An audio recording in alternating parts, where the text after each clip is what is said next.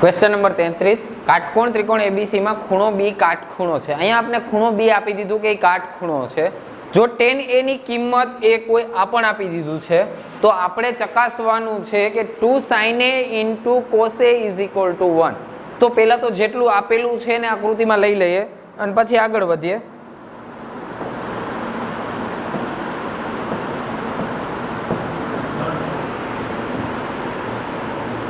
આ કાટકોણ ત્રિકોણ એબીસી માં ખૂણો બી કાટખૂણો કહી દીધો છે। એ અને સી તમને અનુકૂળ આવે ત્યાં તમે મૂકી શકો। પછી તમને આપ્યું tan a બરાબર 1, tan a = 1। હવે આપણે tan નું સૂત્ર ખબર કે tan નું સૂત્ર થશે ખૂણાની સામેની બાજુ, અહીંયા જે ખૂણો હોય તેની સામેની બાજુ, અહીંયા a ખૂણો છે તો એની સામેની બાજુ, એની સામેની બાજુ આવશે BC, છેદમાં પાસેની બાજુ આવશે AB બરાબર। તમને એક આપ્યું, તમે એકને આમ 1/1 લખી શકો સીધું, કે ધાર્યા વગર BC અને AB ના માપ હું લખી નાખીશ। આ પણ 1 અને આ પણ 1, પાયથાગોરસથી આપણે આને મેળવી લઈએ। શું મૂકશું તો કે AC નો સ્ક્વેર એટલે કે કર્ણનો વર્ગ બરાબર બાકીની બે બાજુના વર્ગના સરવાળા જેટલો, AB² + BC²। ચલો AC તો છે જ નહીં, AB તમને આપેલું છે 1 તો 1 નો વર્ગ વત્તા BC આપેલું છે 1 તો 1 નો વર્ગ, 1 નો વર્ગ 1 + 1 નો વર્ગ 1, 1 + 1 2।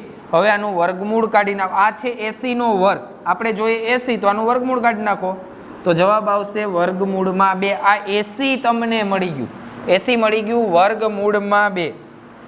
હવે આપની પાસે ત્રણેય બાજુઓ આવી ગઈ તો એને શું મેળવવાનું કીધું, 2 sin a * cos a બરાબર મારે 1 લાવવાનું। એટલે ડાબી બાજુની અંદર sin a અને cos a ની મારે કિંમત જોશે, એ હું અહીંયા મૂકી દઈશ એટલે થઈ ગયું।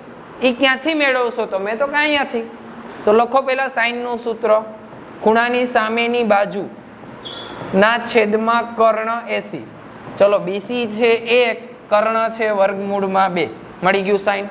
સેમ એવી જ રીતે કોસ નું સૂત્ર લખીશ, ખૂણાની પાસેની બાજુ AB છેદમાં કર્ણ AC। ખૂણો અહીંયાથી નક્કી થશે, આ ખૂણાની પાસેની બાજુ આપણે લેવાની।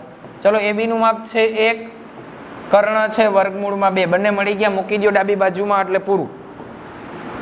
મને ડાબી બાજુની અંદર આપ્યું છે 2 sin a * cos a। મારી પાસે બંનેની કિંમત છે આ 2 એમ જ, sin a ની જગ્યાએ 1/√2 અને cos a પણ સેમ, બસ ખાલી સાદુરૂપ આપી દો પૂરું।